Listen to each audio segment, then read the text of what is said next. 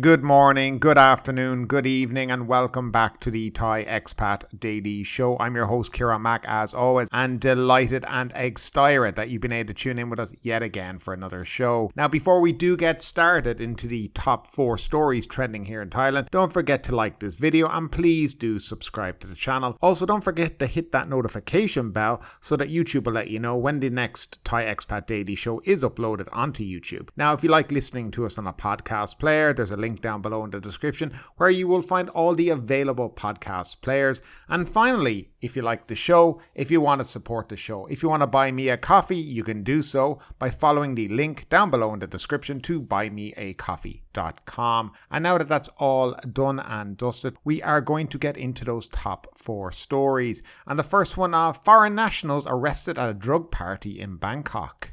Police conducted a raid on a luxury house in Saphan Sung district of Bangkok on Friday, resulting in the arrest of 9 foreign nationals. Police Colonel Sawat, Chief of Bangchan Police, led a team of officers to search the house at Life Bangkok Boulevard Housing Estate in Thap Chang area on Friday afternoon. During the operation, the team found 7 men and 2 women, all foreign nationals, inside the house where a drug party was taking place. The suspects were 2 Malaysian men, 5 Chinese, that was 3 men and 2 women, 1 Vietnamese, and a man from Myanmar. Seized from the house was a quantity of ketamine in a fruit tray, 24 tablets of the so-called 5-spice drug, also known as Iramen 5, a pistol loaded with 8 rounds of ammunition, said police. The suspects were charged with colluding in having Category 2 drugs and a weapon and ammunition in their possession. The raid came after Police Radio Centre 191 received a complaint from residents at the housing estate that parties with loud music were often held at this house. All 9 individuals were taken to Bangchang Police Station for legal action. So yeah, it seems like don't upset the neighbours if you're going to be doing illegal activities. I mean, I think that's kind of a common sense thing. Clearly not in this case, but yeah, they were dobbed in by the neighbours and they're going to do all jail time, I would say, jail time and deportation. So moving along, and a little bit about the current setup of the government here in Thailand, or the lack thereof. But Pheu Thai coalition is done, and that's according to sources. The Pheu Thai Party has now sealed a deal with the Palang Pracharath Party, PPRP, and the United Thai Nation Party, in which 2 parties have agreed to vote for Pheu Thai's prime ministerial candidate in exchange for slices of the cabinet quota cake, according to a source. An official announcement will follow, but with the 2 parties agreeing to join the coalition, the Pheu Thai-led coalition now boasts 315 MPs, said the source. Pheu Thai has 141 MPs, while Bum Jai Thai has 71, the PPRP 40, the UTN 36, Charit Thai Patana 10, Prachakat 9, Pheu Thai Rum Palang 2, and a couple other parties with 1 seat each. Pheu Thai has agreed that 1 cabinet position will be allotted for 9 MPs each has, said the same source. The deal would see Pheu Thai's Saretta Tavasin appointed Prime Minister, while party leader Chalnan Sirkau would serve as both Deputy Prime Minister and Education Minister, said the source. Pheu Thai Deputy Leader Phumtham Wechachai would become the Interior Ministry, and Party Secretary General Prasit Chattatatong would get the Transport Ministry role, said the source.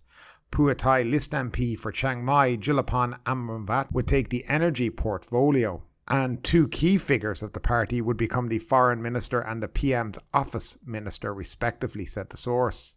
Now, a Pheu Thai List MP, Somsak Tepsutin, will likely become the new Agricultural and Cooperative Minister, while List MP Surya Jung Krung Krenkit is negotiating for a Transport Ministry position, said the source. As for the positions of Finance and Defence Minister, Pheu Thai is approaching 2 outsiders who are highly qualified to hold these posts, said the source. The Bum Jai Thai Party would be awarded 4 cabinet positions in the Ministry of Transport, Agriculture, Commerce and Tourism and Sport, said the source. In the cabinet quota for the PPRP, Police General Patrawat Wongsuwan, the party's chief advisor, would become a deputy prime minister and the natural resources and environmental, said the source. Now, he's actually the brother of the leader of that party, Prawit Wongsuwan. In case anybody is wondering, the PPRP Secretary General, Captain Tamat Prampau, that's the heroin smuggler who was convicted in Australia, is to have a good chance to become the Agriculture and Cooperative Minister, while the PPRP MP for Kampeng Phet may get the nod as Deputy Interior Ministry. The UTN is interested in the Energy Ministry and also the Digital Economy and Society Ministry.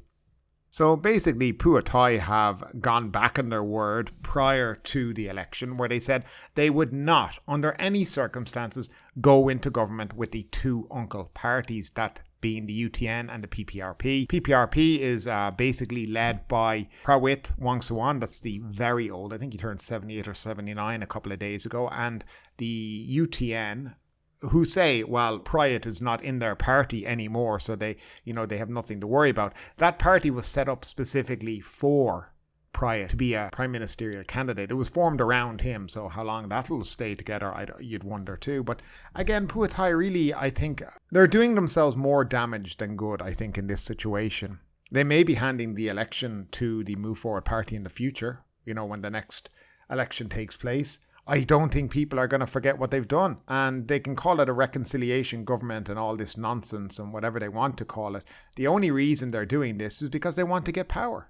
They want to get their heads in the trough, like piggies in the trough, feeding off the funds that are there, like every one of them do, because there's no reason anybody in this country would ever want to be a politician on a salary of 80,000 baht per month, unless there was a little pot of gold at the end of the rainbows here, which there clearly is. A great many of politicians in this country come out of politics much richer than when they went in. And I think that says most of it all. They're not public servants when that happens. They're in there for private gain. And it is terrible to see that the will of the people has been subverted in such a way. I mean, they clearly voted for change. The Thai people clearly wanted change. And bringing these two coup parties into the government again, I think says a lot. I personally believe Pheu Thai are doing this so they can get Thaksin Shinawatra back to Thailand. I think this is what most of it's all about. It's really, I think it leaves a bad taste in many people's mouths, and people are just, I think, disillusioned at this point. Why vote if this is the way things are going to be done? A core bunch of people just deciding what they're going to do, regardless of what the people of the country have asked for. But nevertheless, I'd love to know your opinion on all that down below. Now, another story, and this is something that I am curious about what you're going to think about this at the end. But Pattaya police raid major nightclub for drugs and overstayers, but find nothing wrong.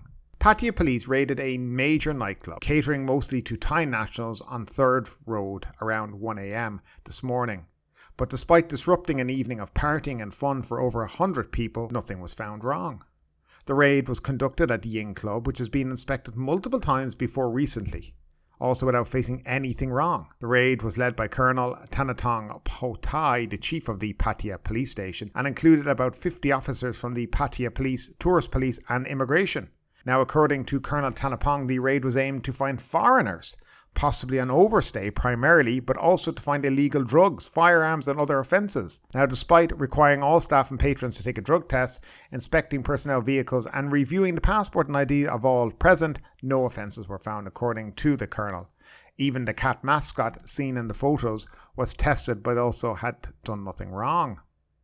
Nightclub raids have continually been criticised by patrons on social media for disrupting one's evenings, but Pattaya police have continually said they are necessary to keep people safe and claim most tourists appreciate the raids because it shows them that police care about their safety. Colonel Tanapong stated that inspection of nightlife venues would continue on a regular basis, once again citing the need to keep people safe. So this is a regular occurrence in Pattaya, but something you never see in Phuket, by the way. You never see this kind of thing going on in Phuket. But I'm curious, now, firstly, in this case, this is a nightclub that caters towards Thai people. So the chances of there being any, if a couple of foreigners here, well, very, very small.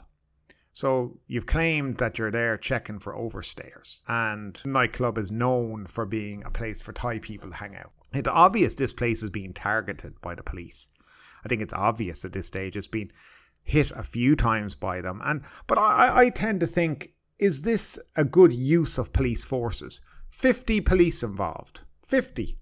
To raid a nightclub for whatever reason. So people are out having a good time, enjoying themselves. But let's think if this was a nightclub full of foreigners, which has happened in the past. Is this a good welcome to foreigners here in the country? To be out and about knowing that police want to see your passport and want to know if you're on overstay, and going into a nightclub where you're having a good time, you're on your holiday and you're suddenly having to do drug tests, you're having to produce your passport, you're having to show your vehicle license if you have some vehicle with you. Is this the real welcome that the Pattaya police want to show foreigners? Because I believe it's going to have the opposite effect of what they think it's doing. Now, I don't know what they think they are doing.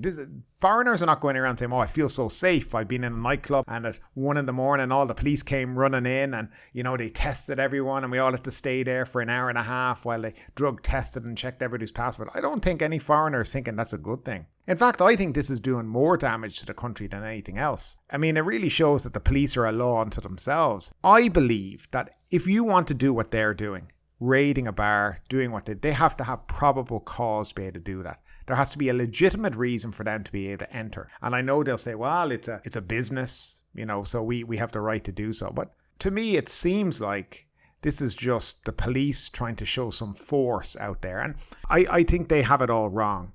Now, Phuket, on the other hand, it does the complete opposite. They do very little. Everybody knows that in Phuket and Patong, you can go down on Bangla Road and there's nightclubs open at 4 or 5 in the morning. Police don't seem to care. Nobody seems to care. So the problem here is that Phuket have it one way, Pattaya have it the other. But nobody seems to have that balance in the centre of what policing should be and what over-policing is Pattaya and what under-policing is Phuket. And at the moment, they seem to have no idea what they're doing. I think in Pattaya, this will turn people off. I think foreigners will feel targeted. I'm going out for a few pints. I'm going to have a good night out. And the next minute, I'm being drug tested. I need to show my passport for whatever reason. I've done nothing wrong. I've had a few drinks. I don't think this is any way to welcome tourists to Thailand at all. And I think the police colonel there needs to cop himself on a little and understand that this is not a welcome people expect to get in a country. And hopefully, maybe we get a new government, they'll put a stop to what I think is rogue police, just kind of doing what they want to do. And I think something does need to be done. But I'd love to know what you think about it. If you were sitting, you went out for the night, you're enjoying yourself, and the next minute, 50 police are swarming into your nightclub and telling you can't go anywhere for the next hour, you have to be drug tested, show me your passport. Would you feel welcomed in the country? Or would you feel like, well, you're being picked on? Or this is way too much and over the top? I'd love to know your opinion down there in the comment section, as always. Now, finally, I'm moving on to a story that's been dragging on for many, many years, but 34 billion Koh Samui Bridge project starts its public hearing. This is something that's been talked about an awful lot, and finally, it seems like it may get the go-ahead. The Express Authority of Thailand, that's ECAT, held the first public hearing for its plan to build a 20-kilometre bridge linking the mainland to Koh Samui, with construction due to start in 2028. Now, according to the ECAT Governor, Surachat Laupulsuk, the orientation hearing will be held in 3 areas that are expected to be impacted by the project, namely Nakhon Si Thammarat, Surat Thani and then Koh Samui. They were selected as the project will link Koh Samui to either Surat Thani's Donsak district or Nakhon Si Thammarat Khanom district. The hearing focuses on the suitability of the project in various dimensions, including engineering, the financial impact and environmental impact. A bridge connecting the resort island with the mainland in Donsak district would provide an overland transportation option in addition to air and ferry links, which are currently the only modes of travel to and from the island. The bridge is also expected to reduce the time needed to attend to public health emergencies on the island, Mr. Surachat said. The project changed hands from the Rural Roads Department to EGAT by the order of the Transport Ministry in July, he added, as the ministry required a sector that had more availability of technology resources and funds. It is expected to cost about 33.9 billion baht. Some 31.4 billion baht will be invested in construction, with the rest for acquiring land. An impact study will take 24 months from this April to October 2025, he said. Now, I think this is actually probably a good thing. And I know from an environmental point of view, it may have some impact. But one of the big things in Koh Samui you will find is that the only airline that flies into Koh Samui is Bangkok Air. They seem to monopoly on the airport. They own the airport and they can control the fares going in and out, and they control pretty much everything. So it would be nice to see this kind of monopoly broken up and people having an option to take a land transport to Koh Samui, and I think that would benefit everyone. Also, it depends where they're going to have it from. If they have it from Donsak to Koh Samui, or even better, Khanom to in Nakhon Si Thammarat, that'll be a huge boost for those areas and bring in a lot more people and a lot more development maybe of hotels and guest houses. And of course, all this means that local people will earn a lot more money along the way, and it'll benefit them. But I see this as somewhat as a good thing. I think Koh Samui has been cut off from the mainland for far too long with very few real options. If it's raining, and you have storms, you can't go on the ferry, and the same with flights. So having a land transport option, I think, is a very, very good idea. But I'd love to know what you think down below. And that is it for today, folks. Thanks for tuning in. As always, delighted you were able to. Have a great day. Stay safe out there, and we'll see you in the next couple of days. But ultimately, with this story or anything else that stood out to you today, I'd love to know your thoughts in the comments down below. Because yes, this is a news show, but it's also a conversation. Now keep that conversation going. Make sure you like this video, subscribe to the channel, share the video, and do all the good stuff that does help that YouTube algorithm. But ultimately, my name is Kieran Mack. You've been listening to the Thai Expat Daily Show, and we will see you next time.